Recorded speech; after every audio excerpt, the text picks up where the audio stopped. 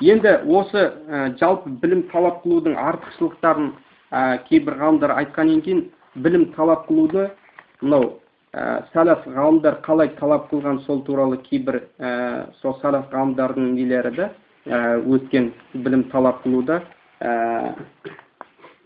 жолдар, білім талап қылу жолдар. Жалпы Улул Химма деген кітапта сол авторы айтады: «Ал-илму синаатул қалби ва шуғлуху фама лам татафарраг ли синаатихи ва шуғлихи лам таналха». Айтады, білім дейді, негізі жүректің несі дейді, айналысатын нәрсесі дейді. Білім не? Жүректің айналысатын нәрсесі, сонымен шұғылданады дейді.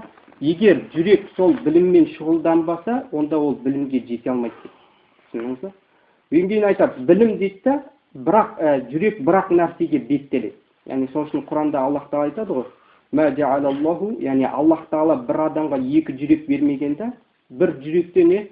Бірақ нәрсеге қарай беттеледі. Егер білімге беттелсе, онымен шұғылданса, оған жетеді. Егер дүниеге, басқа нәрсеге беттелсе, ол білім ала алмайды дейді. Түсініңіз? Өйткені не? Жүрек бұйуақ дейді. Егер сол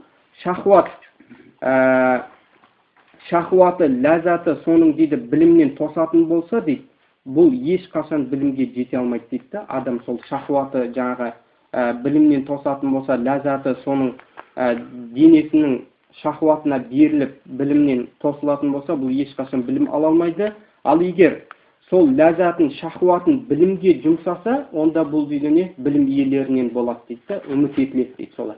Шахуатын және не? Жаңағы нәпсін сол білімге жұмсаса дейді. Осы сол себепті жалпы ғалымдар дейді, сәләф ғалымдар рахимахумуллах, ол кісілер білім талап қылуды өте қатты сондай талап қылған, оларға тең келетін сондай адамдар болмағанда білім талап қылуда. Сәләф ғалымдар қандай білім талап қылған, яғни теңдесі жоқ адамдар болғанда. Соның бірі, мысалы не?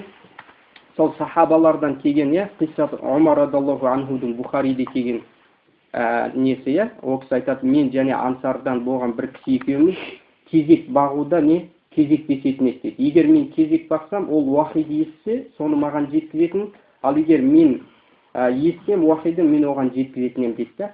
Одан кейін Ибн Аббас радиаллаху анху, ол кісі айтады, мен дейді, Пайғамбар сахабалар көп болған кезінде бір ансар кісіге айттым дейді. Ибн Аббас бұл жас сахабада. Айттым, жүр барып сахабалардан, яғни Пайғамбар дүниеден өтіп кеткен, бірақ сахабалар көп дейді. Сахабалардан сұрайық деп, яғни білім алайық дегенде, жаңа ансар кісі айтады, сен дейді өйтіп білім алам деп, саған адамдар мұқтаж болмайды дейді. Сен біліміңе адамдар мұқтаж бола ма дейсің бе? Сахабалар көп қой деп айтады, жаңа ансар кісі. Сөйтіп ол кісі Ибн Аббас радиаллаху барып білім талап қылады. Одан кейін айтады, сахабалар көбісі дүниеден өткеннен кейін, жаңағы ислам ашылғаннан кейін адамдар менің айналама жиналды дейді, яғни білім бере бастадым дейді. Сол кезде жаңа ансар кісі айтты дейді, мынау кісі менен не ақылдырақ болды деп айтты дейді. Сол басында не? Ибн Аббас ол кісіге жүр дегенде бармаған еді. Сонда Ибн Аббас кейінне адамдар оған жиналған кезде жаңа ансари кісі Ибн Аббасты көрсетіп, мынау менен ақылды адам болды деп айтқан екен.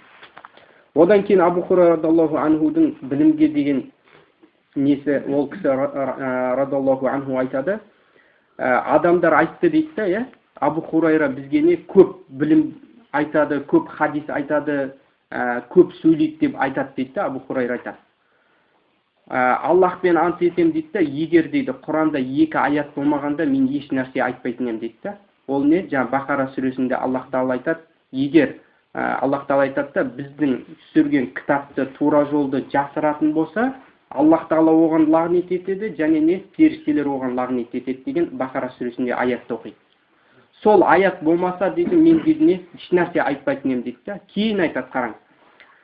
Мұхаджирлар дейді, айтады, мұхаджирлар, Абу Хурайра айтып жатыр да, радиаллаху анху, мұхаджирлар базар аралап кетті дейді. Ансарлар не? Жаңа егінмен айналысып кетті дейді. Екеуін екі жаққа айналысып кетті. Ал мен болсам дейді, сол Пайғамбар саллаллаху жанында жүріп, не білім талап қылдым дейді. Осыны сол кезде айтады.